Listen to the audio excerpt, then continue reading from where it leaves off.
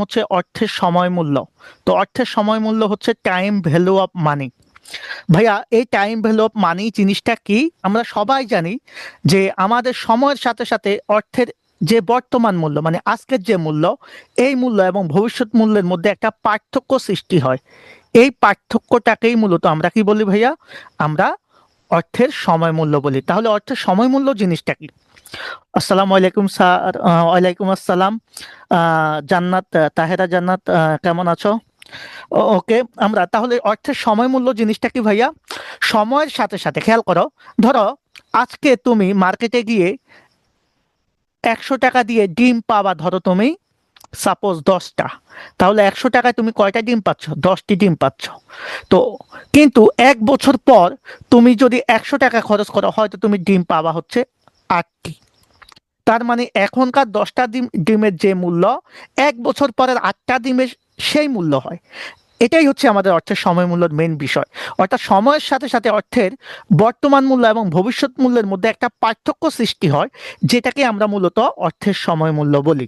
আর এই অর্থের সময় মূল্যের মেইন পার্থক্যর কারণটা কি? মেইন পার্থক্যের কারণ ফাইন্যান্সের বিষয় হচ্ছে, মাথায় রাখবা, পার্থক্যের মূল কারণ আমাদের এমসিকিউতে অনেকবার এসেছে এই প্রশ্নটা। মূল কারণ হচ্ছে সুদের হার। কিসের হার ভাইয়া? সুদের হার। আমরা কিভাবে বুঝলাম এটা? আমরা যদি ব্যাংকে টাকা জমা রাখি, আজকে যদি আমি ব্যাংকে 100 টাকা জমা রাখি, তো 1 বছর পর ব্যাংক আমাকে ধরো 105 টাকা দিবে। কারণ ওই যে তারা আমাকে 5 টাকা কি দিচ্ছে? সুদ দিচ্ছে। আমি তাদের কাছে আমানত রেখেছি সেজন্য। তার মানে বেল্লাল, আসসালামু আলাইকুম। ওয়ালাইকুম আসসালাম। যারা লাইভে আছো সবাই একটু কাইন্ডলি ক্লাসটাকে শেয়ার করে দাও, পাশাপাশি তোমাদের বন্ধু বান্ধব যারা আছে সবাইকে মেনশন করে দাও। কেউ যদি চাও আমার সাথে ডিরেক্ট জুম অ্যাপের মাধ্যমে কথা বলতে পারো। সো এই হচ্ছে আমাদের আলোচনা। তাহলে আমরা যে বিষয়টা তোমাদের সাথে ফার্স্ট অফ অল শেয়ার করতে চাই, সেটা হচ্ছে অর্থের সময় মূল্য জিনিসটা কি ভাইয়া? যে সময়ের সাথে সাথে অর্থের বর্তমান মূল্য এবং ভবিষ্যৎ মূল্যের মধ্যে যে পার্থক্য, সেটা অর্থের সময় মূল্য। তাহলে এই প্রশ্নটা আমাদের জ্ঞানমূলক প্রশ্নে অনেকবার এসেছে। তাহলে অর্থের সময় মূল্য থেকে আমরা দুইটা বিষয় এখানে ক্লিয়ার, একটা হচ্ছে বর্তমান মূল্য আর একটা হচ্ছে ভবিষ্যৎ মূল্য। এখন অর্থের বর্তমান মূল্য জিনিসটা কি, আমি যদি একটু এক লাইনে তোমাদের কাছে জিজ্ঞাসা করি, তোমরা সবাই কিন্তু এই জিনিসটা জানো যে অর্থের বর্তমান মূল্য কি ভাইয়া? অর্থের বর্তমান মূল্য হচ্ছে, ধরো আজ থেকে 5 বছর পর, আজ থেকে কয় বছর পর? 5 বছর পরের, ধরো আমি ধরলাম 1000 টাকা। এই 5 বছর পরের 1000 টাকার আজকে আসলে মার্কেটে দাম কত? আজকে কিন্তু এটার দাম কিন্তু 1000 টাকা না। 1000 টাকার দেখা গেছে কি হবে? কম হবে না বেশি হবে বলো তো? অবশ্যই আজকের দামটা বেশি হবে, কারণ অর্থ সময় মূল্য সময়ের সাথে সাথে কমে যায়। ধরো আজকে 1000 টাকার বর্তমান দাম ধরো 1050 টাকা। তাহলে এই যে ভবিষ্যতে 5 বছর পরের 1000 টাকার বর্তমান যে দামটা, সেটাই হচ্ছে অর্থের বর্তমান মূল্য। কথা ক্লিয়ার কিনা? তোমরা এই বিষয়গুলা কিন্তু বুঝতে হবে যে 5 বছর পরের 1000 টাকার আজকের আসলে মার্কেট ভ্যালু কি, সেটাই হচ্ছে অর্থের বর্তমান মূল্য। ঠিক সেম এজ যদি বলে অর্থের ভবিষ্যৎ মূল্য জিনিসটা কি, তাহলে আজকে ধরো 1050 টাকার 5 বছর পরের মূল্য কত? 1000 টাকা। কেন? কারণ আজকে 1050 টাকা দিয়ে আমরা যা পাবো 5 বছর পরে কিন্তু, সরি, সেখানে আমাদের দামটা একটু বেড়ে যাবে। এখানে হচ্ছে ধরো আমি 1100 টাকা দিলাম, 1100 টাকা দিয়ে আমরা তা পাবো। কথা বুঝছো কিনা? দ্যাটস ওয়াই আমাদের অর্থের সময়ের সাথে সাথে অর্থের এই যে বর্তমান মূল্য এবং ভবিষ্যৎ মূল্যের যে বিষয়টা, সেটাই অর্থের সময় মূল্য। একটু খেয়াল করো বিষয়টা। এখন আমরা একটা বিষয়ে জানছি যে অর্থের সময় মূল্য, বর্তমান মূল্য এবং ভবিষ্যৎ মূল্যের পার্থক্যের মূল কারণ হচ্ছে কি ভাইয়া? সুদের হার। এই সুদের হার কেন তৈরি করা হয়? এই সুদের হার নির্ধারণ করা হয় সুদের জন্য। তাহলে এই সুদটা সাধারণত আমাদের দুই রকম হয়ে থাকে। সুদ নিয়ে আমরা একটু কথা বলবো। এর মধ্যে একটা বিষয় আসো, একটা হচ্ছে চক্রবৃদ্ধি। আমরা ছোটবেলায় যারা অঙ্ক করেছো তোমরা কিন্তু এই বিষয়টা জানো। কাইন্ডলি ক্লাসটাকে একটু তোমরা শেয়ার করে দিবা, বন্ধু বান্ধবকে একটু মেনশন করে দিবা প্লিজ। কারণ আমরা নিয়মিতই কিন্তু এই রমজান মাসে ফ্রি ক্লাস নিচ্ছি, প্রতিদিন 2টা করে ক্লাস নিচ্ছি। ক্লাস রুটিনও দেওয়া আছে তোমাদের জন্য। সো প্রত্যেকটা ক্লাস কিন্তু আমাদের রেকর্ড থাকে, সেই ক্লাসগুলো আমাদের ইউটিউবে আপলোড থাকে। তোমরা চাইলে ক্লাসগুলো পরেও করতে পারো, আগের ক্লাসগুলো যারা মিস করেছো। চক্রবৃদ্ধি জিনিসটা কি? ধরো আমি তোমাকে আজকে 100 টাকা, ধরো তুমি একটা ব্যাংকে জমা দিলা, তো ব্যাংক কর্তৃপক্ষ তোমাকে ধরো সুদ দিল 10%। এরপরে তাহলে 1 বছর পরে তোমাকে সুদ সে দিবে 10 টাকা। তাহলে 1 বছর পর তোমার ব্যাংকে জমা হবে কত? তোমার 100 টাকায় তো মেইন ছিল, আবার 10 টাকা তারা তোমাকে সুদ দিচ্ছে। দ্যাট মিনস 1 বছর পর তোমার জমা হয়ে যাচ্ছে 110 টাকা। তাহলে এই যে সুদটা বাড়তেছে, এটা কিসের উপর বাড়তেছে? আসলের উপর বাড়তেছে। বছরে কয়বার বাড়তেছে? একবার। এ যদি একবার বাড়ে সেটাকে আমরা বলবো হচ্ছে বার্ষিক চক্রবৃদ্ধি। অর্থাৎ সুদ আসলের সাথে যুক্ত হলে যেটা হয় সেটাকে আমরা কি বলি? ফাইন্যান্সের ভাষায় সেটাকে আমরা বলি চক্রবৃদ্ধি। আর এই চক্রবৃদ্ধি সাধারণত একবারও হতে পারে, আবার একাধিকবারও হতে পারে। ফাইন্যান্সে আমরা একাধিকবারও হতে পারে চক্রবৃদ্ধি। অর্থাৎ বছরে সুদ আমার একবার না বেড়ে একাধিকবারও বাড়তে পারে। তাহলে চক্রবৃদ্ধি জিনিসটা কি? চক্রবৃদ্ধি জিনিসটা হচ্ছে আমাদের যে সুদ, এই সুদটা আসলের সাথে কি হবে? যোগ হয়ে আমাদের যে টাকাটা হবে সেটাই হচ্ছে আমাদের চক্রবৃদ্ধি। অর্থাৎ সুদ আসলের বিষয়টাই হচ্ছে মূলত চক্রবৃদ্ধি। তবে চক্রবৃদ্ধি কিরকম হতে পারে? চক্রবৃদ্ধি সাধারণত একবার হতে পারে, আবার একাধিকবার হতে পারে। এখন একাধিকবার কিরকম হতে পারে সেই বিষয়টা নিয়ে আমি একটু কথা বলি। সেই জিনিসটা খেয়াল করো, একাধিকবার চক্রবৃদ্ধি হতে পারে। বছরে যদি একবার হয় তাহলে সুদ বাড়বে কয়বার? একবার। সেক্ষেত্রে আমরা এম লিখবো। এম মানে হচ্ছে মাল্টিপ্লিয়েড কম্পাউন্ডিং, মানে চক্রবৃদ্ধি। এম এর মান হবে তখন 1। কিন্তু চক্রবৃদ্ধি যদি বছরে 2বার হয়, হ্যাঁ, তখন আমরা চক্রবৃদ্ধি করব 2বার, তখন এম এর মান কত হবে ভাইয়া? 2। যদি চক্রবৃদ্ধি বছরে 3বার হয় তাহলে এম এর মান তখন হবে 3। কথার কথা, হ্যাঁ। চক্রবৃদ্ধি 4বারও হতে পারে, 6বারও হতে পারে, 12বারও হতে পারে। তাহলে যতবারই চক্রবৃদ্ধি হবে এম এর মান তত বেড়ে যাবে। তাহলে চক্রবৃদ্ধি বলতে আমরা সাধারণত বুঝবো সুদের সাথে আসল যুক্ত হয়ে যে সুদ আসল হয় সেটাই হচ্ছে চক্রবৃদ্ধি। চক্রবৃদ্ধি আমাদের কয়বার হতে পারে? একবার হতে পারে, একাধিকবার হতে পারে। ক্লিয়ার? এই বিষয়গুলা ক্লিয়ার কিনা? তাহলে আমরা এখানে কিছু বিষয়ের ধারণা নিলাম। ফার্স্ট অফ অল, অর্থের সময় মূল্য কি, অর্থের বর্তমান মূল্য কি, অর্থের ভবিষ্যৎ মূল্য কি। এরপরে আমরা শিখলাম হচ্ছে চক্রবৃদ্ধি জিনিসটা কি। এই বিষয়গুলো আমাদের বেসিক স্ট্রং করার জন্য ভাইয়া অনেক বেশি কাজে লাগবে। এখন আসো এই জিনিসগুলো থেকে কিন্তু আমাদের জ্ঞানমূলক প্রশ্ন আসে। এখন আসো আমরা শিখবো হচ্ছে অ্যানুইটি। ভাইয়া আমি তোমাদেরকে একটা কথা বলি, আমি তোমাদেরকে যে জিনিসটা যেভাবে বোঝাবো তোমরা পরীক্ষা আসলে জাস্ট সেভাবেই লিখে দিবা। তোমার কিছু করার দরকার নাই ভাই, তোমার নতুন করে কিছু শেখার দরকার নাই, বইয়ের সংজ্ঞা মুখস্থ করার দরকার নাই। আমি যা যা বলবো তুমি জাস্ট মাথায় রেখে সেভাবে পড়বা, আর কিচ্ছু লাগবে না। অ্যানুইটি জিনিসটা কি? অ্যানুইটিকে বাংলায় যদি আমরা বলি তাহলে আমরা বলতে পারবো বৃত্তি। কি বলবো? বৃত্তি, অথবা আরো সহজ ভাষায় বলতে পারবো কিস্তি। হ্যাঁ, তাহলে এটাকে অনেকে বার্ষিক বৃত্তিও বলে, বার্ষিক বৃত্তিও বলে। ওকে, অ্যানুইটি মানে বৃত্তি বা কিস্তি, বা এটাকে আমরা বার্ষিক বৃত্তি বলতে পারি। এখন জিনিসটা কি আমরা একটু বুঝি। খেয়াল করো, কোনো একটা নির্দিষ্ট পরিমাণ অর্থ, কোনো একটা নির্দিষ্ট পরিমাণ অর্থ, ধরো তুমি এক জায়গায় 1 লাখ টাকা বিনিয়োগ করেছো। খেয়াল করো, 1 লাখ টাকা কি করেছো? বিনিয়োগ করেছো কোনো একটা প্রতিষ্ঠানে, বা শেয়ার কিনেছো তুমি ধরো। তাহলে এই 1 লাখ টাকা বিনিয়োগ করেছো, বিনিয়োগকৃত টাকা থেকে প্রতি বছর তোমাকে যদি বলে প্রতি বছর সেখান থেকে তুমি ধরো 10,000 টাকা করে ফেরত পাবা, তাহলে প্রতি বছর কত টাকা করে পাচ্ছ? 10,000 টাকা করে প্রতি বছর আমরা পাচ্ছি বা আসছে। তাহলে প্রত্যেক বছর কি পরিমাণ টাকা আসতেছে? 10,000। আমি খেয়াল করো, তোমরা জাস্ট বুঝবা এরপর। এবার দেখো, আবার এমনও হতে পারে তুমি কোনো একটা জিনিস ব্যাংক থেকে ধরো লোন নিয়েছো। তাহলে ব্যাংক থেকে ধরো তুমি 5 লাখ টাকা লোন নিয়েছো। এই 5 লাখ টাকা লোনের কারণে তুমি প্রতি মাসে কিস্তি দিচ্ছ হচ্ছে ধরো, প্রতি মাসে কিস্তি দিচ্ছ ধরো 10,000 টাকা, 12,000 টাকা করে। এই যে কিস্তিটা দিচ্ছ সেটা প্রতি মাসে দিচ্ছ। এখন একটু খেয়াল করবা, খুবই গুরুত্বপূর্ণ কথা এখানে, এই বিষয়গুলো একটু মাথায় রাখবা। সেটা হচ্ছে এই যে আমি 1 লাখ টাকা বিনিয়োগ করছি, প্রতি বছর আমি পাচ্ছি কত টাকা করে? 10,000 টাকা করে। মানে প্রথম বছরও আমি 10,000 পাবো, দ্বিতীয় বছরও 10,000 পাবো, তৃতীয় বছরও 10,000 পাবো, প্রত্যেক বছর 10,000 করে পাচ্ছি। মানে আমার টাকাটা কি আসতেছে? সমানভাবে আমার টাকাটা আগমন ঘটতেছে, আসতেছে। তাহলে প্রতিষ্ঠানে টাকাটা আসতেছে সমানভাবে 10,000 টাকা করে। আবার কি হতে পারে, আমি এক জায়গা থেকে কিস্তি নিয়েছি বা লোন নিয়েছি, সেখানে আমি প্রত্যেক মাসে দিচ্ছি কত করে? সমান 12,000 টাকা করে দিচ্ছি। তাহলে আমি যে সমান টাকা পাচ্ছি বা সমান টাকা দিচ্ছি, এই জিনিসটাকে আমরা বলবো কি? অ্যানুইটি। তাহলে অ্যানুইটির ধারণাটা আসবে আমাদের প্রতিষ্ঠানে যদি সমপরিমাণ, আমি আবারও বলছি খুবই গুরুত্বপূর্ণ কথা, সমপরিমাণ অর্থের আগমন ঘটে, সমপরিমাণ অর্থের আগমন অথবা নির্গমন, নির্গমন মানে আমার প্রতিষ্ঠান থেকে চলে যাওয়া, এই জিনিসটাকে আমরা বলি হচ্ছে অ্যানুইটি। তাহলে অ্যানুইটি জিনিসটা কি ভাইয়া? অ্যানুইটি বা কিস্তি বা বৃত্তি হচ্ছে কোনো একটা খাত থেকে আমাদের সমপরিমাণ অর্থের আগমন অথবা কোনো একটা খাতে আমার সমপরিমাণ অর্থের চলে যাওয়া বা নির্গমনকে আমরা অ্যানুইটি বলবো। ক্লিয়ার কিনা?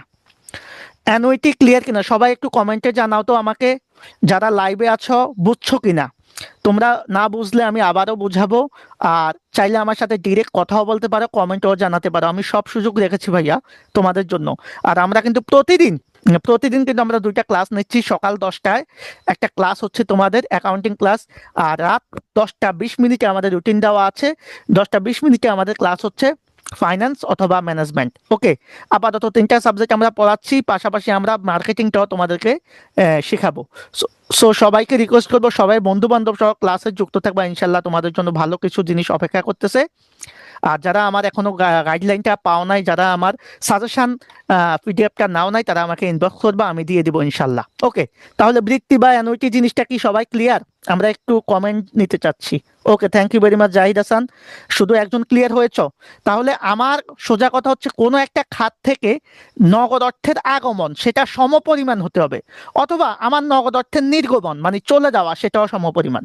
তাহলে সমপরিমাণ নগদ অর্থের আগমন বা নির্গমন কোনো একটা খাত থেকে যদি হয়, সেটাকে আমরা বলবো অ্যানুইটি বা বৃত্তি বা কিস্তি।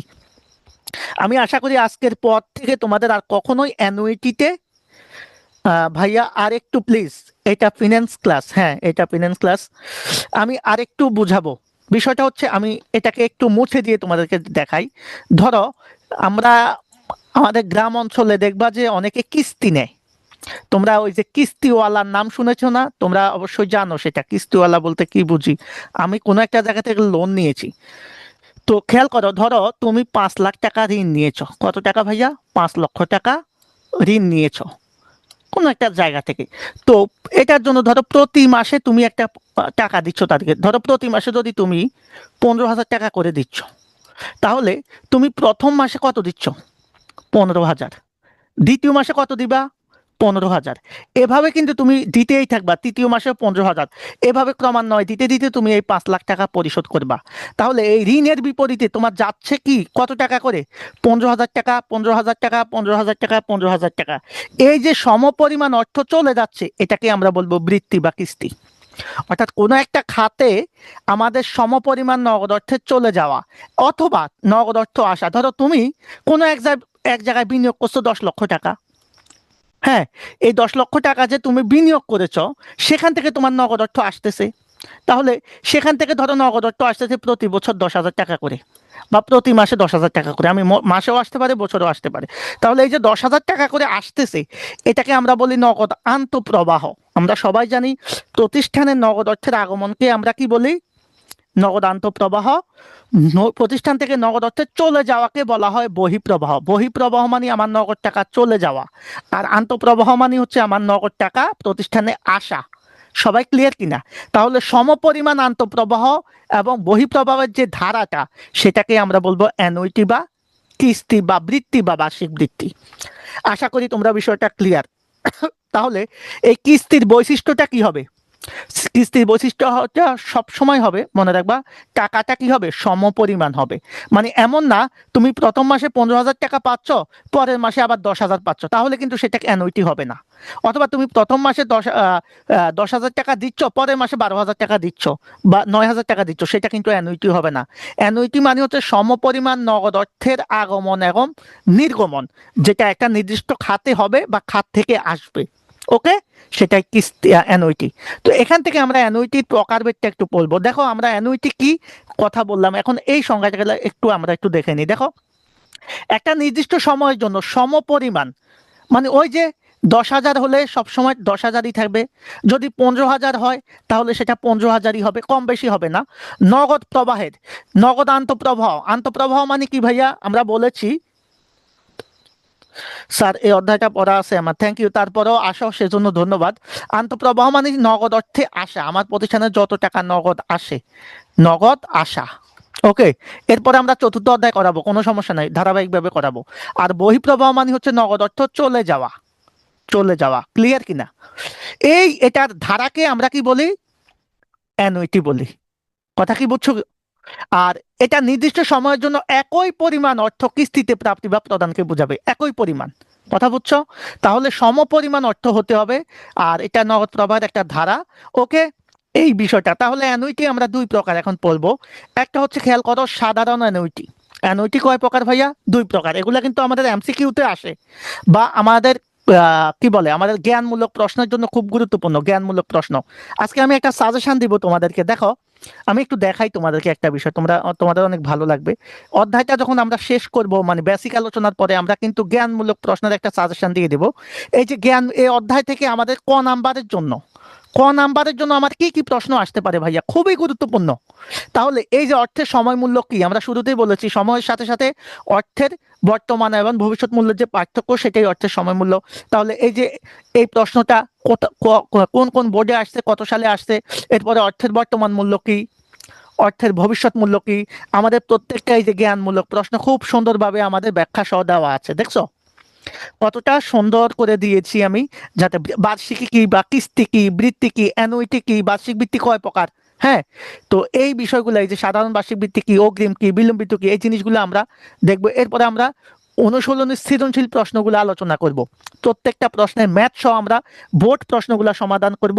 পাশাপাশি আমরা যেটা করব, খেয়াল করো, পাশাপাশি এই বোর্ড প্রশ্ন শেষে আমরা অনুধাবনমূলক যে প্রশ্নগুলো আমাদের আসে এই অধ্যায় থেকে, দেখো আমাদের এই অধ্যায়ে কিন্তু অনুধাবনমূলক কিছু প্রশ্ন আসে খ নাম্বারের জন্য, যেমন সুদ ও মুনাফা কি একই, তারপর চক্রবৃদ্ধি সুদের সংখ্যা কি রকম, প্রত্যেকটা জিনিস আমরা ক আর খ এর প্রশ্নগুলো সলভ করব। এর পাশাপাশি আমরা কি করব, এমসিকিউ গুলো সমাধান করব। সো বুঝতেই পারতেছো আমরা কিভাবে প্রশ্নটা, অধ্যায়টা শেষ করব। সো আমরা বেশি পড়াবো না, আমরা এখন যেই জায়গাটাতে আসি, আমরা সেই জায়গাটাতে চলে যাচ্ছি। দেখো, সাধারণ বৃত্তি আর হচ্ছে অগ্রিম বৃত্তি, এটাকে বলে সাধারণ অ্যানুইটি, ইংলিশে বলে অর্ডিনারি অ্যানুইটি, অনেকে ও এ বলে। আর এটা হচ্ছে অ্যানুইটি ডিউ, এটাকে এ ডি বলবো। ওকে, বা অগ্রিম অ্যানুইটি বা অগ্রিম বৃত্তি। সাধারণ বৃত্তি জিনিসটা কি? সাধারণ বৃত্তি ভাই মানে হচ্ছে, আমাদের কোনো একটা কিস্তি যদি আমরা নির্দিষ্ট সময়ের শেষে বলা থাকে, সময়ের কি শেষে, এই শেষে বলা থাকা মানে হচ্ছে সাধারণ বৃত্তি। তাহলে সাধারণ বৃত্তি আমি চিনবো কিভাবে? সাধারণ বৃত্তিটা চিনবো হচ্ছে আমরা এভাবে, আমাদের প্রশ্নে সবসময় কি বলবে, শেষে বলা থাকবে। ভাইয়া মনে রাখবা, কিন্তু এই বিষয়গুলো কিন্তু আমাদের জন্য খুবই জরুরি জানাটা। তাহলে আমাদের শেষে বলা থাকবে। আর অগ্রিম বৃত্তি বুঝবো কিভাবে, আমাদের ওই জিনিসটা শুরুতে বলা থাকবে। সাধারণত আমরা একটা কথা বলি, দেখো, তুমি যদি ব্যাংক থেকে একটা লোন নাও, তো লোন নেওয়ার সাথে সাথে কি তুমি কিস্তি দাও না? তুমি যখন 1 মাস চলে যায়, তখন কিন্তু শেষে তুমি কিস্তিটা দাও। মাস শেষে আমরা কিস্তি দিই।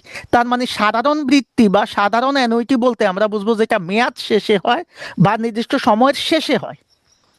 আর অগ্রিম মানি হচ্ছে শুরুতে যেটা হবে, অগ্রিম মানেই শুরুতে। অর্থাৎ তুমি ধরো আজকে কিস্তি লোন নিয়েছো, আজকে তুমি ঋণ নিয়েছো, ধরো ঋণ নিয়েছো তুমি জানুয়ারি মাসের 1 তারিখে, তাহলে আমরা সাধারণভাবে কিস্তি দিব কখন? জানুয়ারি মাসের 31 তারিখে, মানে মাস শেষে। কিন্তু জানুয়ারি মাসের 1 তারিখে ঋণ নিয়ে জানুয়ারি মাসের 1 তারিখে যদি আমি কিস্তি দিই, সেটাকে আমরা বলবো হচ্ছে অগ্রিম অ্যানুইটি বা অ্যানুইটি ডিউ। তাহলে এই দুইটা বিষয় ক্লিয়ার কিনা, সাধারণ বৃত্তি এবং, হ্যাঁ, thank you very much M S Mithu. অগ্রিমের ক্ষেত্রে আমাদের অবশ্যই শুরুতে বলা থাকবে। এখন অনেক সময় কিচ্ছু বলা থাকবে না, ধরো সাধারণ না অগ্রিম, তুমি বুঝবা না, তাহলে কি করবা, কোনো কিছু না বললেও আমরা ধরে নেব সেটা সাধারণ বৃত্তি, মেয়াদ শেষেই ধরে নেব। ওকে, এই ছিল আমাদের বিষয়টা। এখন আসো, সাধারণ বৃত্তির একটা উদাহরণ আমি দিই। দেখো, বলছে সাকিব আগামী 5 বছর প্রত্যেক বছরের শেষে, এই যে বছরের শেষে বলছে, সোনালী ব্যাংকে 500 টাকা করে জমা রাখতেছে। তাহলে 5 বছর জমা রাখতেছে কত করে? 500 করে। প্রত্যেক বছর টাকার পরিমাণ কিন্তু সমান, আর মেয়াদ কি শেষে, বছর শেষে রাখতেছে। তার মানে এটাই সাধারণ বৃত্তি। আবার দেখো, যদি অগ্রিম বৃত্তি হতো, তখন আমরা কি বলতাম, যে সে আগামী 5 বছর প্রত্যেক বছরের শুরুতে, এই কারণে এটা হয়ে গেছে অগ্রিম, অ্যাডভান্স করছে সে শুরুতে। আর ব্যাংকে টাকা রাখতেছে কত করে? 1,000 টাকা করে। টাকা কিন্তু প্রত্যেক বছরই 1,000 টাকা, টাকার পরিমাণ সমান। তার মানে অ্যানুইটি হতে হলে টাকার পরিমাণ সমান হতে হবে। আর মেয়াদ শেষে বললে বা কিছু না বললে সাধারণ, আর শুরুতে বললে হচ্ছে অগ্রিম। আমাকে এখন সবাই কমেন্ট করে জানাও তো এতটুকু ক্লিয়ার কিনা আমরা এতটুকু পর্যন্ত ক্লিয়ার কিনা। আমরা কিন্তু বেশি পড়াবো না, আমার কথা হচ্ছে আমি যা শেখাবো সেটা যাতে তোমরা ক্লিয়ার হও, তাহলে আমি খুব খুশি হব। ক্লিয়ার? আমরা ক্লিয়ার কিনা? যারা ক্লিয়ার হয়েছে তারা একটু লেখো, গান লেখো অথবা ক্লিয়ার লেখো। আর যাদের ক্লিয়ার হও নাই তারা অবশ্যই যেটা করবা, তাদেরকে আমি রিকোয়েস্ট করব, তারা অবশ্যই তোমাদের কি বলে এটাকে, আহ, কোনো প্রবলেম থাকলে সেটা আমাকে জানাও। এরপরে আমরা শিখবো হচ্ছে ঋণ পরিশোধ সূচি। ভাইয়া আজকের যে ক্লাসটা, এখানে আমি দেখো বেসিক বিষয়টা ক্লিয়ার করে দিলে আমরা ম্যাথগুলা করতে আমাদের সুবিধা হবে। সেজন্য এই ঋণ পরিশোধ সূচি কি, ধরো ওই যে আমি বললাম আমি 5 লাখ টাকা লোন নিয়েছি, আমি যে 5 লাখ টাকা লোন নিয়েছি ভাইয়া, এই লোনটা নেওয়ার পর এই লোনটা আমি কিভাবে পরিশোধ করব, এখানে প্রত্যেক কিস্তি আমার কত টাকা হবে? জি sir, thank you very much. আমি কিস্তির পরিমাণ কত হবে, টাকা কত করে দিব, কত করে পাবো, কত করে আসবে, কত যাবে, এই প্রত্যেকটা যেই জায়গাতে লেখা থাকবে সেটাকে আমরা বলি ঋণ পরিশোধ সূচি। এটা একটা তালিকা যেখানে ঋণের ক্ষেত্রে আমাদের ঋণের কিস্তির পরিমাণ থাকবে, সুদের পরিমাণ থাকবে, আসলের পরিমাণ থাকবে, পরিশোধের পরিমাণ থাকবে, সব কিছু ঋণের সুদ এবং আসল পরিশোধ আলাদাভাবে দেখাবো যেই তালিকাটাতে, সেটাই হচ্ছে ঋণ পরিশোধ সূচি। এখন আমরা আলোচনা করব খুবই গুরুত্বপূর্ণ একটা টপিক নিয়ে, সেটা হচ্ছে সুদ। ভাই আমরা ফাইন্যান্স করতে আসছি আর সুদ নিয়ে কথা বলবো না, সেটা হবে না। সুদকে আমরা কি বলি? আমরা স্বাভাবিক ভাষায় বলি ইন্টারেস্ট। তো এই ইন্টারেস্ট জিনিসটা কি? আমার নির্দিষ্ট পরিমাণ একটা অর্থ, ধরো 1 লাখ টাকা কোনো একটা জায়গায় জমা রাখলাম, অথবা কোনো একটা জায়গা থেকে আমি উত্তোলন করলাম, সেটার বিপরীতে মূল টাকা ঠিক রেখে সেটা থেকে অতিরিক্ত যে টাকাটা আমরা পাই সেটাকে আমরা বলি হচ্ছে ইন্টারেস্ট বা সুদ। এটার বৈশিষ্ট্য হচ্ছে এটা সব সময় নির্দিষ্ট থাকে। কি থাকবে? নির্দিষ্ট থাকবে। অর্থাৎ তোমার সুদের হার যেটা, এই হারটা সবসময় কি থাকবে? নির্দিষ্ট থাকবে। মানে তুমি 1 লাখ টাকা কত দিচ্ছ অথবা কত পাচ্ছ সেটা নির্দিষ্ট থাকবে। Shaon Hossain, thank you very much. Clear sir, thank you very much. Tohidul Islam, M S Mishu, thank you very much. আমার কিছু স্টুডেন্ট আছো যারা নিয়মিত ক্লাস করো, তাদের জন্য শুভকামনা। ইনশাল্লাহ আমার সাথে থাকো, আমি ইনশাল্লাহ তোমাদের ভালো করার জন্য যা যা করা দরকার সবই করে দেব। এই সুদকে আমরা দুই ভাগে ভাগ করব, একটা হচ্ছে সরল সুদ, আরেকটা হচ্ছে চক্রবৃদ্ধি সুদ। চক্রবৃদ্ধি কি এর আগে আমরা আলোচনা করেছি। দেখো এখান থেকে আমাদের জ্ঞানমূলক এবং অনুধাবনমূলক প্রশ্ন আসবে। চক্রবৃদ্ধি জিনিসটা কি আমরা আগে জানছি। সরল সুদ জিনিসটা কি? ধরো খেয়াল করবা, প্রথম বছর আমি দেখাচ্ছি তোমাকে, প্রথম বছর তুমি 1 লাখ টাকা, ধরো 100 টাকা লোন নিয়েছো, তো তোমাকে বলছে সুদের হার কত পার্সেন্ট দিতে হবে? 10%। তাহলে 100 টাকা 10% সুদ কত হবে? 10 টাকা। তাহলে বছর শেষে তোমার সুদ আসল কত হচ্ছে? 110 টাকা। কিভাবে? ওই যে 100 টাকার সাথে তোমার 10 টাকা যোগ হয়ে যাচ্ছে, এটা তো আমরা সবাই বুঝছি। তার মানে আমার 100 টাকা হচ্ছে সুদ, সরি আসল, আর সুদ হচ্ছে কত ভাইয়া? 10 টাকা। তাহলে টোটাল আমার সুদ আসল হয়ে যাচ্ছে কত টাকা? এই যে আমি এখানে দেখাচ্ছি 100 + 10, মানে আমার সুদ আসল হয়ে যাচ্ছে 110 টাকা। দ্বিতীয় বছর যখন যাব তখন আবারও আমার আসল 100, আবারও সুদের হার 10%, আবারও সুদ 10 টাকা, আবারও সুদ আসল 110 টাকা। খেয়াল করো, তৃতীয় বছর যখন আমি যাব সেম কাজ, সুদ 100, আসল 100 টাকা, সুদ কত পার্সেন্ট? 10%। সুদ কত? সুদের হার 10%, সুদ 10 টাকা, সুদ আসল 100 টাকা। দেখো এখানে প্রত্যেক বছর আমাদের একটা জিনিস মিল, সেটা কি বলতো? প্রত্যেক বছর আমরা দেখলাম আমার সুদের পরিমাণটা সেম। সুদের পরিমাণটা কি? সেম। তাহলে এখানে সুদ কি বাড়তেছে না কমতেছে? কমতেছে না। মানে প্রত্যেক বছর আমার সুদ কি থাকলো? সুদটা স্থির থাকলো, এক থাকলো বা সহজ থাকলো। এজন্য এটাকে আমরা বলি সরল সুদ। আর এখানে সুদটা আমরা কিসের উপর ধরতেছি? প্রতি বছর আমরা শুধুমাত্র আসলের উপর ধরতেছি, কারণ এই টাকাটা হচ্ছে আসল টাকা। তাহলে শুধুমাত্র আসলের উপর ভিত্তি করে যে সুদ ধরা হবে সেটাকে আমরা বলবো সরল সুদ। সবাই বুঝতেছ কথাগুলা? তাহলে শুধুমাত্র আসল টাকার উপর, এই 100 টাকার উপর যে সুদটা আমরা ধরতেছি সেই সুদটাকে আমরা বলি কি সুদ? সরল সুদ। এই যে 10 টাকা, এটা হচ্ছে সরল সুদ। ক্লিয়ার? সরল সুদ। সরল সুদে কখনোই সুদ বৃদ্ধি পাবে না বা হ্রাসও পাবে না। সুদ সবসময় কি থাকবে? এক থাকবে। সুদ সবসময় কি থাকবে? এক থাকবে। তাহলে সরল সুদ কাকে বলে? আমরা সংজ্ঞা যদি লিখতে চাই, আমাদের যদি ক নাম্বারে প্রশ্ন আসে, তখন কি লিখবো? শুধুমাত্র আসল টাকার উপর যে সুদটা দেওয়া হয় ভিত্তি করে সেটাই হচ্ছে সরল সুদ। সরল সুদ সব সময় একই থাকে। ওকে, এখন আসো চক্রবৃদ্ধি সুদটা কি। দেখো এটার সাথে সেটার একটা পার্থক্য তৈরি হবে। তো আমরা আবারও এখানে চলে এসেছি, ধরো প্রথম বছর আমার আসল ছিল কত, ধরো 100 টাকা। আচ্ছা আমি উপরে এগুলা লিখে দিই, অনেকে আবার বুঝবা না 100 টাকা কিসের টাকা। আসল ধরো, সুদের হার, সুদের হার কত পার্সেন্ট? সুদের হার ধরো আমি ধরলাম 10%। তাহলে সুদ কত হয়? সুদ হচ্ছে ভাইয়া 100 টাকার 10% হচ্ছে 10 টাকা। তাহলে এবার আমার সুদ আসল কত হয়? সুদ আসল মানে সুদ প্লাস আসল, তাহলে কত হয়? 110 টাকা প্রথম বছর। দ্বিতীয় বছর আসো, দ্বিতীয় বছরে আমাদের সুদ আসল কত? এই সুদ আসলটা দ্বিতীয় বছর আসল হয়ে যাচ্ছে। সুদের হার কিন্তু সেম থাকলো। এখন 110 টাকার উপর 10% সুদ কত হয়? 11 টাকা। আর সুদ আসল কত হবে? 110-এর সাথে 11 যোগ করবা, তাহলে কত হবে? 121 টাকা। তৃতীয় বছর আসো, তৃতীয় বছর আবার আমাদের আসল হবে দ্বিতীয় বছরের সুদ আসল যেটা 121 টাকা। সুদের হার তো সেম 10% থাকলো। আর সুদ কত আসলো? 12.1 টাকা। তাহলে সুদ আসল কত? 133.1 টাকা। আমি 3 বছর দিয়ে এখন আলোচনা করব তোমাদের সাথে, দেখো বোঝো কিনা। বলো তো আমাদের এখানে আসল কত ভাইয়া? আসল হচ্ছে আমার 100 টাকা। সুদ কত প্রথম বছর? 10 টাকা। তাহলে আসল 100, সুদ 10, সুদ আসল কত? 110। দ্বিতীয় বছর এই যে প্রথম বছরের যে সুদ আসল সেটাই দ্বিতীয় বছরের আসল হয়ে গেল, খেয়াল করবা। সেটাই দ্বিতীয় বছরে আসল হয়ে গেল। সেটার উপর 10% সুদ ধরলে 110 টাকার উপর 10% হচ্ছে সুদ 11 টাকা। আবার সুদ আসল কত হবে? এই 11-এর সাথে 110-এর যোগ করলে 121 টাকা হবে। আবার তৃতীয় বছর আমাদের আসল হয়ে গেল এই 121 টাকা। এই 121 টাকার 10% সুদে কত হবে? 12.1 টাকা। এই 12.1 টাকা 121-এর সাথে যোগ করলে হবে 133.1 টাকা। তার মানে এখানে কি দাঁড়াচ্ছে? চক্রবৃদ্ধি সুদে কি দাঁড়াচ্ছে? আমাদের সুদের হার তো স্থির, কিন্তু প্রতি বছর সুদের পরিমাণ কিন্তু ক্রমান্বয়ে বৃদ্ধি পাচ্ছে। দেখো প্রথম বছর সুদের পরিমাণ 10, পরের বছর 11, পরের বছর 12.1। সরল সুদে প্রত্যেক বছর সুদ ছিল একরকম 10 টাকা 10 টাকা করে। আর চক্রবৃদ্ধি সুদে আমাদের সুদের পরিমাণ কিন্তু ক্রমান্বয়ে বাড়তেছে।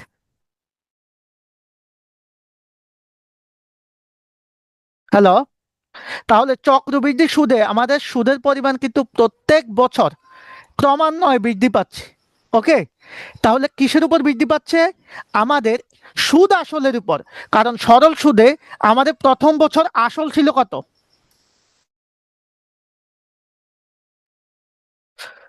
প্রথম বছর আমাদের আসল ছিল 100 টাকা।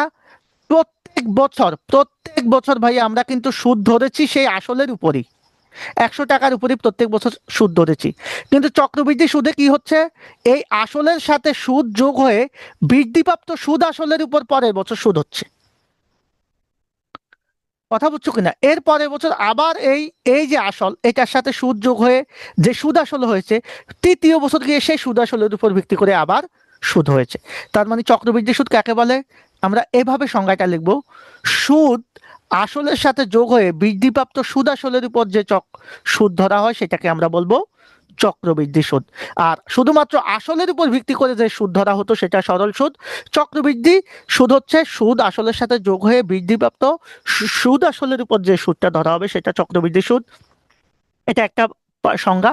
আর একটা পার্থক্য লিখতে পারো: সরল সুদে সুদের হার সুদ সবসময় কি থাকে? এক থাকে। চক্রবৃদ্ধি সুদে সুদ ক্রমান্বয়ে কি থাকে? বৃদ্ধি পেতে থাকে, সেজন্য এটাকে বলা হয় চক্রবৃদ্ধি সুদ। আর মাথায় রাখবা, চক্রবৃদ্ধি সুদে সুদ ধরা হয় সুদ আসলের উপর, আর সরল সুদে সুদ ধরা হয় আসলের উপর। আশা করি তোমরা এই বিষয়টা ক্লিয়ার হয়েছ। আমরা অল্প কিছু জিনিস আলোচনা করে শেষ করব, তাহলে আমরা সুদ কি, সরল সুদ কি, চক্রবৃদ্ধি সুদ কি, এই দুটার পার্থক্যটা ক্লিয়ার হলাম। এখন আমরা এই যে বেসিক আলোচনাটা করলাম, এখন আমরা একটা বিষয় আসব। অর্থের সময় মূল্যের জন্য আমাদের অনেকগুলো সূত্র আছে, যে আমরা এই যে অধ্যায়টা করব, আমরা জ্ঞানমূলক প্রশ্ন সলভ করার আগে আমরা কিছু সূত্র নিয়ে একটু কথা বলতে চাই। কারণ এই সূত্রগুলা জিনিসটা হচ্ছে আমাদের খুবই গুরুত্বপূর্ণ। দেখো আমরা শুরুতে একটা কথা বলেছি যে আমাদের যে বিষয়টা জানতে হবে সেটা হচ্ছে অর্থের দুইটা মূল্য। একটা হচ্ছে অর্থের কি মূল্য ভাইয়া? বর্তমান মূল্য, যেটাকে আমরা প্রেজেন্ট ভ্যালু বা পিভি বলবো। আরেকটা হচ্ছে অর্থের কি মূল্য? ভবিষ্যৎ মূল্য, যেটাকে আমরা ফিউচার ভ্যালু বা এফবি বলবো। এফবি, এফবি মানে হচ্ছে ফিউচার ভ্যালু। তাহলে অর্থের এই এই দুইটা মূল্য, একটা মূল্য থেকে আরেকটা মূল্য আমরা বের করব। ধরো আমি যদি ভবিষ্যৎ মূল্য বের করতে চাই, অর্থের ভবিষ্যৎ মূল্য, তাহলে ভবিষ্যৎ মূল্য বের করতে গেলে আমার বর্তমান যে মূল্যটা আছে সেটার সাথে 1 প্লাস আমার যে সুদের হার এবং বছর এটা গুণ করে দেব। এটাকে বললেই আমরা অর্থের কি মূল্য, ভবিষ্যৎ মূল্য। এটা হচ্ছে ভবিষ্যৎ মূল্য। এখন কেন গুণ করব খেয়াল করব, কারণ আমি আগেই বলেছি আমার বর্তমানে যদি কোনো একটা জিনিসের দাম 100 টাকা হয়, এই 100 টাকা দিয়ে ধরো আমি যদি 10টা ডিম পাই, 1 বছর পর 10টা ডিম পেতে হলে আমাকে কিন্তু 110 টাকা খরচ করা লাগতে পারে। তার মানে বর্তমানে টাকার চেয়ে ভবিষ্যতে টাকার মূল্যটা বেশি হয়। তো আমরা যেহেতু বেশি বের করব তার মানে আমরা গুণে যাব, তাহলে বেশি হলে আমরা গুণ করব। সেজন্য ভাই প্রবলেম ছিল, কি প্রবলেম আমাকে একটু বলতে পারেন? তাহলে বেশি মূল্য বের করার জন্য আমরা গুণে যাব। তাহলে অর্থের বর্তমান মূল্য থেকে যদি ভবিষ্যৎ মূল্য বের করতে চাই তাহলে আমরা গুণের সূত্রটা ইউজ করব। আমরা বর্তমান মূল্যকে সুদের হার 1 প্লাস সুদের হার এবং বছর দিয়ে গুণ করলে আমরা বর্তমান মূল্য পাবো। ঠিক এখন একইভাবে তোমাকে যদি বলে বর্তমান মূল্য বের করো ভবিষ্যৎ থেকে, তাহলে ভাই ভবিষ্যৎ থেকে আমরা তো ব্যাকে আসব। তো ব্যাকে যদি আসি, খেয়াল করবা, আমরা যদি ব্যাকে আসি তখন ঠিক উল্টে যাবে। কিভাবে উল্টে যাবে? তখন এই ভবিষ্যৎ মূল্য যদি আমরা বর্তমান মূল্য কমে যায় আর আমরা জানি কমে গেলে সেটা ভাগ হয়ে যায়, তাহলে ভবিষ্যৎ মূল্যকে আমরা কি করব, 1 প্লাস সুদের হার এবং বার্ষিক মেয়াদ দ্বারা ভাগ করে দেব। এখন এটাকে আমরা ক্যালকুলেশনের ভাষায়ও দেখাতে পারি। দেখো সমান চিহ্নের এই পাশ থেকে যদি এই পাশে চলে যায় তাহলে এটাকে আমরা পক্ষান্তর করলে কি হয়, পিবিটাকে যদি আমরা এই পাশে নিয়ে আসি এফবিটা এই পাশে চলে যায়। দ্যাটস ওয়াই আমি যদি একটা সূত্র মনে রাখতে পারি সেটা থেকে এই সূত্রটা কোনাকুনি গুণ করতে পারবো, অথবা এই সূত্র থেকে আমি কিন্তু আগের সূত্রটা বের করতে পারবো। খুবই সিম্পল একটা বিষয়, কথা বলছো কিনা? সো এই বিষয়টা আমাদের জন্য খুব জরুরি যে এককালীন অর্থের ভবিষ্যৎ মূল্য এবং বর্তমান মূল্য আমরা কিভাবে বের করব সেই বিষয়টা আমি দেখালাম। এটা হচ্ছে অর্থের এককালীন অর্থের বর্তমান মূল্য। এখন একটা বিষয় আমি খেয়াল করি, এই যে দুইটা সূত্র আমরা ইউজ করলাম এই দুইটাই হচ্ছে চক্রবৃদ্ধির বিষয়, চক্রবৃদ্ধির বিষয়। ওকে, আমার সাথে যুক্ত হয়েছে একজন, তো সেক্ষেত্রে কথা বলতে পারো যদি চাও। এটা হচ্ছে চক্রবৃদ্ধি। এখন ভাইয়া আমি একটা কথা বলবো একটু পর, সেটা হচ্ছে চক্রবৃদ্ধি জিনিসটা কি। কে আমার সাথে আসছো চাইলে কথা বলতে পারো, কোনো প্রবলেম থাকলে আমি সলভ করে দেব। ওকে, তো সেটা হচ্ছে চক্রবৃদ্ধি হচ্ছে ওই যে একটা কথা বলছি সুদ আসলের সাথে যোগ হবে। এই যে যখন এই যে আমাদের সুদ এবং আসল এটার সাথে কিন্তু যোগ হচ্ছে, দ্যাট মিনস এটা চক্রবৃদ্ধির সূত্র। তাহলে আমরা প্রথমে চলে যাই আমাদের মেইন আলোচনায়, আমাদের সুদের ক্ষেত্রে যদি আমরা চলে যাই, দেখো অর্থের প্রথমে আমরা বর্তমান মূল্যের সূত্রটা বের করলাম কিভাবে, আমাদের পিবি সমান আমরা ভবিষ্যৎ মূল্যকে 1 প্লাস সুদের হার দ্বারা ভাগ করেছি। এগুলা কিন্তু চক্রবৃদ্ধির সূত্র, সরল সুদের না, এটা চক্রবৃদ্ধি সুদের। তবে এটা হচ্ছে বার্ষিক চক্রবৃদ্ধি। বার্ষিক মানে বছরের চক্রবৃদ্ধি কয়বার হবে ভাইয়া? একবার, আমি শুরুতেই বলেছি। তাহলে একবার হলে এভাবে সূত্রটা হবে, কোনো প্রবলেম নাই, কোনো প্রবলেম নাই। এখন চক্রবৃদ্ধি যদি একাধিকবার হয়, অর্থাৎ আমার যদি সুদটা বছরে ধরো 2বার বাড়লো, তাহলে চক্রবৃদ্ধি যদি একাধিকবার হয় তখন আমরা বলছি একটা এম আসবে সূত্রে। তাহলে এমটাকে কি করব, শুধু এই ক্ষেত্রে না সারা জীবনের জন্য মনে রাখো, খুব টেকনিক্যালি বিষয়। যদি একাধিক চক্রবৃদ্ধি হয় তখন যেখানে আমরা আই দেখব এই আইকে এম দ্বারা ভাগ করে দেব আর এন এর সাথে এম কে গুণ করে দেব, আর বাকি সব সেম। অর্থাৎ বর্তমান মূল্য যদি একাধিক চক্রবৃদ্ধি হয়, অঙ্ক করার সময় আমরা দেখব একাধিক চক্রবৃদ্ধি হয়, আমি সূত্রটা আগের মতোই লিখলাম, পিবি সমান কি F B divided by 1 plus I whole to the power N. কিন্তু চক্রবৃদ্ধি যেহেতু একাধিক, মানে ধরো চক্রবৃদ্ধির সংখ্যা আমাদের 2 হতে পারে, 4 হতে পারে, 6 হতে পারে, 12 হতে পারে, 24 হতে পারে, 365 হতে পারে, চক্রবৃদ্ধি যদি প্রতিদিনই হয়, কথার কথা, সেক্ষেত্রে আমরা আইকে কি করতেছি, দেখো আইকে এম দ্বারা ভাগ করতেছি আর এন এর সাথে এম কে গুণ করে দিচ্ছি। সূত্র কিন্তু ভাই আমি একটা শিখলাম, কিন্তু এই সূত্রটাকে আমি 4টা বানাতে পারবো। আমি আমি সূত্র শিখলাম কোনটা ভাই? আমি সূত্র শিখলাম আমার পিবি বের করতে হবে কিভাবে, এফ বি কে 1 প্লাস আই মানে সুদের হার এবং মেয়াদ দ্বারা ভাগ করে। এটা হচ্ছে বার্ষিক চক্রবৃদ্ধির সূত্র, মানে চক্রবৃদ্ধির এম এর মান 1 বা বছরের চক্রবৃদ্ধি একবার হবে।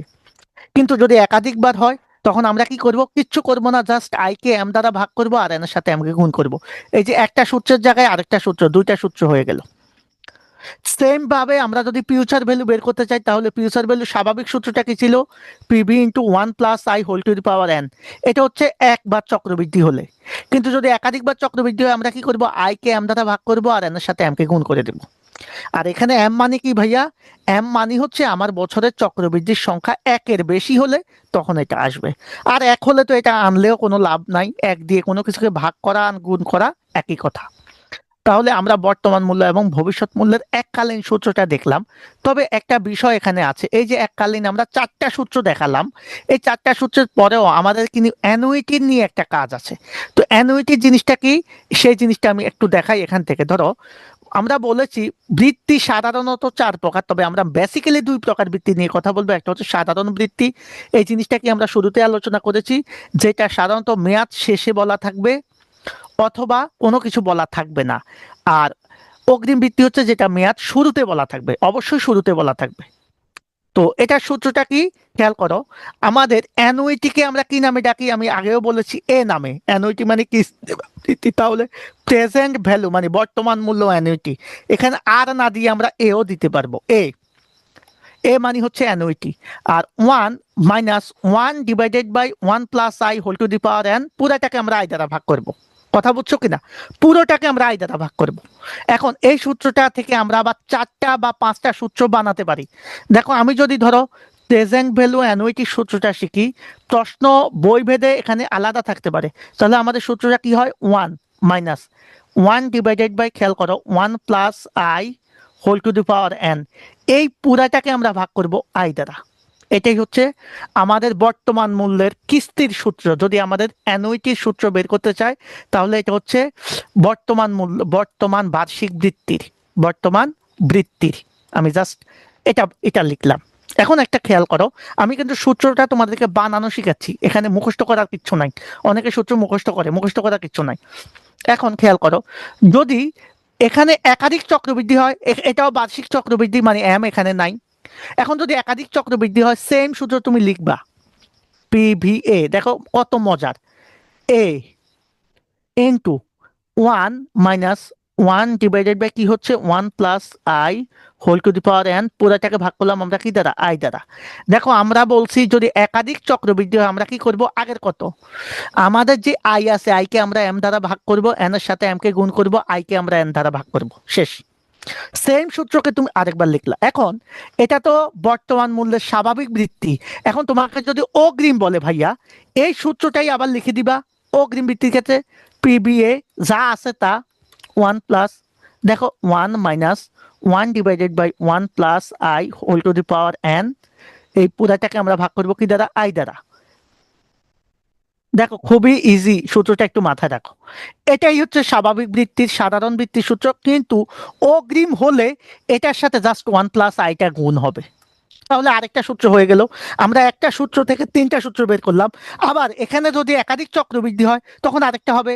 এই যে যেখানে আই আছে সেখানে এম দ্বারা ভাগ করব, যেখানে এন আছে সেখানে এম কে গুণ করব, আই কে এম দ্বারা ভাগ করব, আই কে এম দ্বারা ভাগ করব।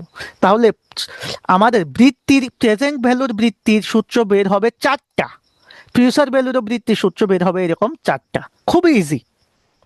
কথা বুঝছো কিনা? তাহলে আজকে আমি জাস্ট তোমাদেরকে সূত্র কিভাবে ইজিলি বের করতে হয় সেটা দেখিয়েছি। এই যে এতগুলা সূত্র দেখে অনেকের মাথা নষ্ট হয়ে যায়, আসলে কিন্তু তা না, খুবই সহজ। আর একটা সূত্র নিয়ে আমরা এখানে কথা বলি, আমাদের কার্যকরী সুদের হার। এই জিনিসটা কি? ধরো কার্যকরী সুদের হার মানে হচ্ছে, আমরা যদি বলি এটাকে প্রকৃত সুদের হার। কি ভাইয়া? প্রকৃত সুদের হার।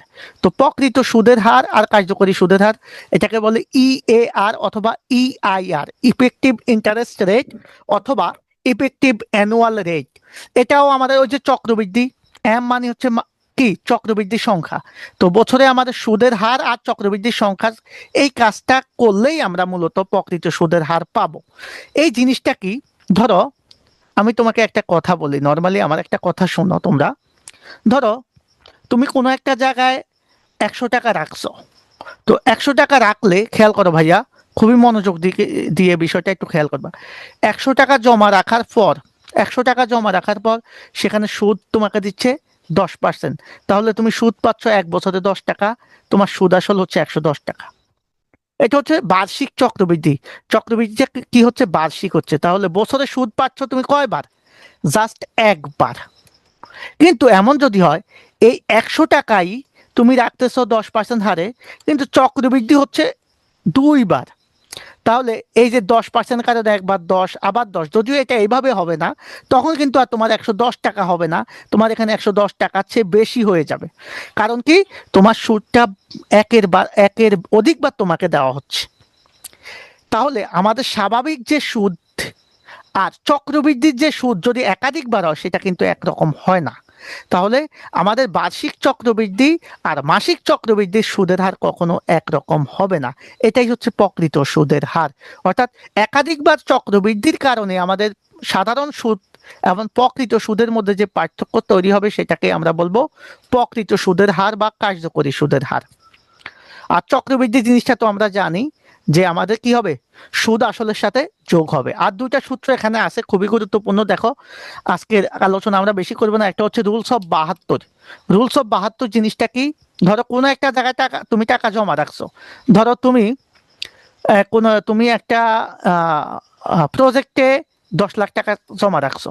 তোমাকে যদি বলে কত বছরে এই টাকাটা 20 লাখ হবে, মানে দ্বিগুণ হবে, তাহলে কোনো একটা টাকা কত বছরে কি হবে? কত বছরে বা কত সময়ে কি হবে?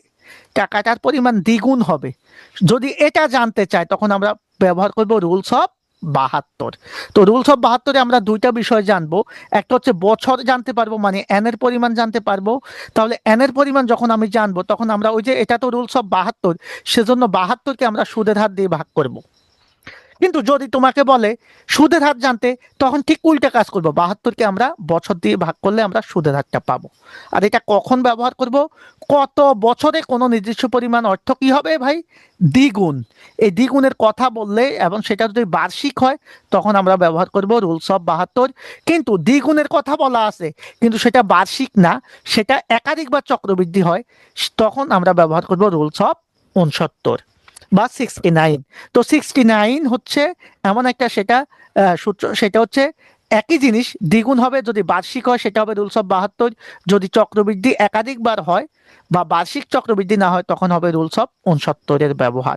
এটা সূত্র কি? একই রকম ভাবে 69-কে আমরা আই দ্বারা ভাগ করবো, তবে এটার আগে 0.35 আমরা যোগ করব। এ হচ্ছে আমাদের সূত্রগুলো। আজকে আমরা বেসিক আলোচনা করেছি, পাশাপাশি সূত্রগুলা শিখেছি। এখন দেখো, গুরুত্বপূর্ণ আমাদের যে বিষয়টা, যে আমাদের এই যে ক নাম্বার প্রশ্নের জন্য আমাদের কি কি আসতে পারে? অর্থের সময় মূল্য কি, অর্থের বর্তমান মূল্য কি। দেখো আমি প্রশ্নগুলা জাস্ট কোনটা কোন বোর্ডে আসছে সেই অনুসারে। অর্থের ভবিষ্যৎ মূল্য কি, কার্যকরী সুদ বা কার্যকরী সুদের হার কি, মিশ্র নগদ প্রবাহ কি, তারপরে হচ্ছে আমাদের সময় রেখা কি, তারপরে হচ্ছে আমাদের সরল সুদ বা নামিক সুদের হার কি, সুদ আসল কি, চক্রবৃদ্ধি সুদ কি। প্রত্যেকটা জিনিস নিয়ে কিন্তু আমরা কথা বলেছি ভাইয়া। তোমরা বাট্যাকরণ জিনিসটা কি, চক্রবৃদ্ধিকরণ জিনিসটা কি, এই যে আমাদের প্রশ্নগুলা, ঋণ পরিশোধ সূচি কি, বার্ষিকী কি, বার্ষিক বৃত্তি কয় প্রকার। হ্যাঁ, তো বার্ষিক বৃত্তি জিনিসটা কি আমরা একটু আলোচনা করেছি। বার্ষিক বৃত্তি কয় প্রকার যদি প্রশ্ন আসে, এটা মূলত 4 প্রকার। খেয়াল করবে, একটা হচ্ছে সাধারণ বৃত্তি আমরা শিখেছি, অগ্রিম বৃত্তি শিখেছি, একটা হচ্ছে বিলম্বিত বৃত্তি, আর একটা হচ্ছে চিরস্থায়ী বৃত্তি। কথা কি বুঝছো? তো এই দুটা জিনিস নিয়ে আমরা আলোচনা করবো। চিরস্থায়ী বৃত্তি মানে এখানে সাধারণত মেয়াদ থাকবে না, মেয়াদ থাকবে না। আর বিলম্বিত বৃত্তি মানে হচ্ছে এটা নির্দিষ্ট সময় পর্যন্ত চলে আবার থেমে যাবে, আবার কয়েক বছর পর শুরু হবে, এটাকে আমরা বিলম্বিত বৃত্তি বলি। এই বিষয়গুলো, এই 4টা বৃত্তি সম্বন্ধে আমরা জানবো। এই যে সাধারণ বার্ষিক বৃত্তি কি, সাধারণত আমাদের শেষে বলা থাকলে সেটাকে সাধারণ বলা হয়, আর যদি শুরুতে বলা থাকে সেটাকে আমরা অগ্রিম বৃত্তি বলি। বিলম্বিত বৃত্তি আমরা একটু আগে বলেছি যে কোনো একটা বর্তমানে শুরু না হতে ভবিষ্যতে নির্দিষ্ট সময় থেকে শুরু হয় এবং ভবিষ্যতে একটা সময় পর্যন্ত চলতে থাকবে, সেটা হচ্ছে বিলম্বিত বার্ষিক বৃত্তি। ওকে, মানে বর্তমানে শুরু নয়, একটা নির্দিষ্ট সময় পর শুরু হবে। ওকে। আর রুলস অফ 72 কি আমরা বলছি কোনো একটা এই যে দ্বিগুণের পরিমাণ, কোনো একটা নির্দিষ্ট টাকা কোনো এক জায়গায় রাখলে সেটা কত বছরে দ্বিগুণ হবে অথবা কত সময় পর্যন্ত সেটা দ্বিগুণ থাকবে, সেটাকে আমরা বলবো রুলস অফ 72। রুলস অফ 72-এর সূত্রটা আমরা দেখেছি যে আমরা যদি বছর বের করতে চাই 72-কে আই দ্বারা ভাগ করব, যদি আমরা সুদের হার বের করতে চাই তাহলে 72-কে আমরা এন দ্বারা ভাগ করব। এরপরে 69 বিধিটাও আমরা আলোচনা করেছি। রুলস অফ 69 জিনিসটা কি, একই রকম। তো এরপরে আমরা মূলত আলোচনা করব আগামী ক্লাস থেকে আমাদের সিকিউ প্রবলেমটা, যেমন আমরা রাজশাহী বোর্ড 2019 সালের প্রশ্নটা প্রথমে এনেছি যে আমরা এখান থেকে কিভাবে সূত্রটা করব। তো আমি এখানে তোমাদের 10টা প্রশ্ন সলভ করাবো। টোটাল সিকিউ হচ্ছে 10টা প্রশ্ন সলভ করলে 100% কমন এই অধ্যায় থাকে, 100% গ্যারান্টি করা 100% কমন পাবা।